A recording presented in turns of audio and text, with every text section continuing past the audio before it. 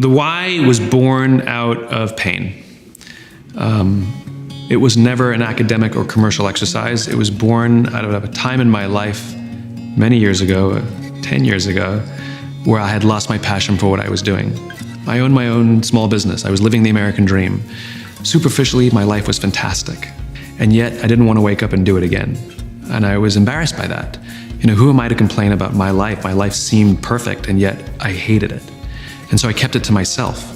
Every ounce of my being, all the energy that I had was invested in pretending that I was happier, more successful, and more in control than I felt. And it was debilitating, quite frankly.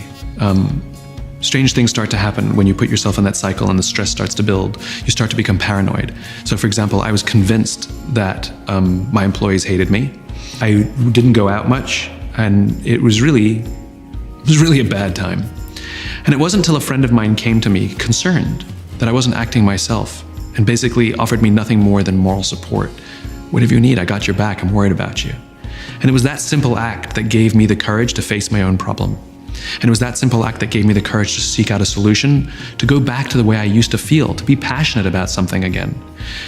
There was a confluence of events, and I made this discovery that every single organization on the planet, even our own careers, always function on the same three levels: what we do, how we do it, and why we do it. And it was based on the biology of human decision making. It wasn't some highfalutin management theory. It was based on brain stuff. And I realized I knew what I did and was good at it. And I knew how I did it. I could tell you what was different or special about the way I did things, but I couldn't tell you why I was doing it. That was the missing piece. You have to have all three. I became obsessed with this thing called the why. I figured out how to find my why, and it restored my passion to levels I had never experienced before. And more importantly, I figured out how to help others find theirs. And I did what anyone would do. When you discover something beautiful, you share it with your friends. And my friends started making crazy life changes themselves. And they started finding happiness and passion that they'd never experienced before. It was me solving my own problem that happened to help others solve it for them too.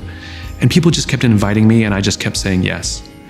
I was making huge decisions that were really easy to make. Like I shut down my office and started over again because I realized the business I had built was so inconsistent with my why. All my friends thought I went out of business and they were worried about me. It was the easiest decision I ever made.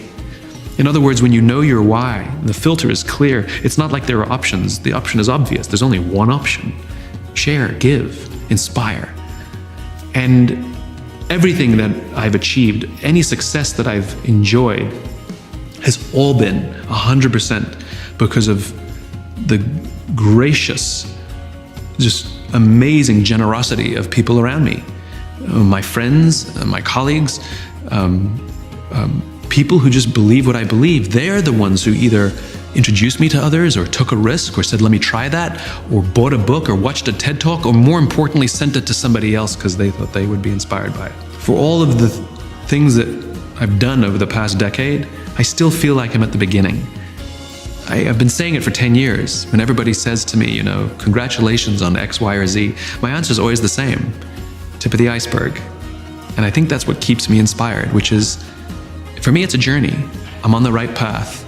I'm walking past the right mile markers. In other words, I know I'm making progress to the vision that I have to build this world in which the vast majority of people wake up every single morning, inspired to go to work, feel safe when they're there, returning home at the end of the day fulfilled by the work that they do.